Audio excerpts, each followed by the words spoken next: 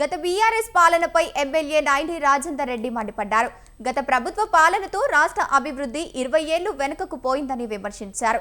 కబ్జాలు, కమిషన్లకు కక్కుర్తిపడి బీఆర్ఎస్ నాయకులకు ఏం చేస్తుందో మండిపడ్డారు.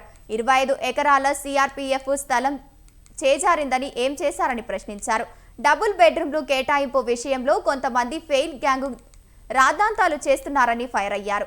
వరంగల్ నగరంలో ప్రభుత్వ భూముల పరీక్షల కోసం కౌన్సిల్ ఆమోదం తెలిపిందన్నారు. రేపటి నుంచి ఫెన్సింగ్ పనులు ప్రారంభిస్తామన్నారు. ఉన్నది పోతన నగర్ ఉన్నది ఆడ మీద కట్ట మీద బాటిల్ నెక్ తిరుగున ఆడుకొచ్చి దామది అక్కడ వారిని వెకేట్ చేసి వారికి డబుల్ బెడ్రూమా వాళ్ళకి ఆల్టర్నేట్ అకామిడేట్ చేసి దాన్ని క్లియర్ చేస్తే కొన్నిట్లలో పరిష్కారాలు దొరుకుతాయి. ఈ అన్నిట్లలో పోతే డబుల్ బెడ్రూమ్లో కూడా అన్లై బుల్లలు పెడతారు. పోయి ఆడ నలుగురు దోలుతారు, నలుగురు పట్టుకొని వాళ్ళు ఈ కాలనీ వాళ్ళు 2 కాలనీల వాళ్ళు సార్ మా లిస్ట్ గివి అంటే నేను చెప్పిన ఆ లిస్టు ఎంక్వైరీ పంపుతాం. ఆ లిస్టులో ఉన్న వారికి ఎలిజిబిలిటీ ఉన్న వాళ్ళకి తప్పకుండా ఇస్తామని చెప్పినాం. దాన్ని వదిలిపెట్టేసి పేమెంట్ గతంలో వసూలు చేసిన దుకాణాలు ఉన్నాయి వీళ్ళవి వాళ్ళందరికీ కూడా హెచ్చరిస్తాను. వాళ్ళ డబ్బులు వాళ్ళకి ఇవ్వకపోతే మీ మీద పీడీ యాక్ట్లు పెట్టిస్తా. ఆఖరికి ఆ డబ్బులు కనుక ఇవ్వకపోతే 8-9 ఏళ్ళు అయింది ఇవాళ వరకు ఆ ఇండ్లు ఇవ్వలే. 16 నెలలకెళ్ళి 18 నెలలకెళ్ళి 50 సార్లు రివ్యూ మీటింగ్ పెట్టి ఆడికి కొలికి పట్టుకొచ్చి రేపు మాపో ఇస్తాను. దానిని ఆ పేమెంట్ బ్యాచ్ ఇచ్చిన కలెక్టర్ గారి దగ్గర తోలుతాం.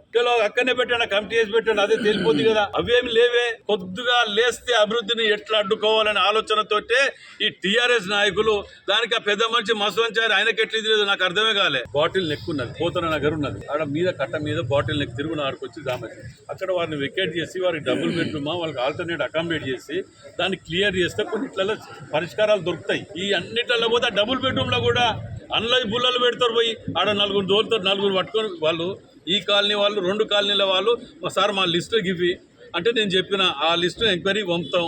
ఆ లిస్టులో ఉన్న వారికి ఎలిజిబిలిటీ ఉన్న వాళ్ళకి తప్పకుండా ఇస్తామని చెప్పినాం. దాన్ని వదిలిపెట్టేసి పేమెంట్ గతంలో వసూలు చేసిన దుకాణాలు ఉన్నాయి వీళ్ళవి వాళ్ళందరికీ కూడా హెచ్చరిస్తాను. వాళ్ళ డబ్బులు వాళ్ళకి ఇవ్వకపోతే మీ మీద పీడీ యాక్ట్లు పెట్టిస్తా. ఆఖరికి ఆ డబ్బులు కనుక ఇవ్వకపోతే 8-9 ఏళ్ళు అయింది ఇవాళ వరకు ఆ ఇండ్లు ఇవ్వలే. 16 నెలలకెళ్ళి 18 నెలలకెళ్ళి 50 సార్లు రివ్యూ మీటింగ్ పెట్టి ఆడికి కొలికి పట్టుకొచ్చి రేపు మాపో ఇస్తాను. దానిని ఆ పేమెంట్ బ్యాచ్ ఇచ్చిన కలెక్టర్ గారి దగ్గర తోలుతాం. అక్కడనే పెట్టండి, కమిటీ వేసి పెట్టండి, అదే తెలిపోద్ది కదా. అవేమి లేవు.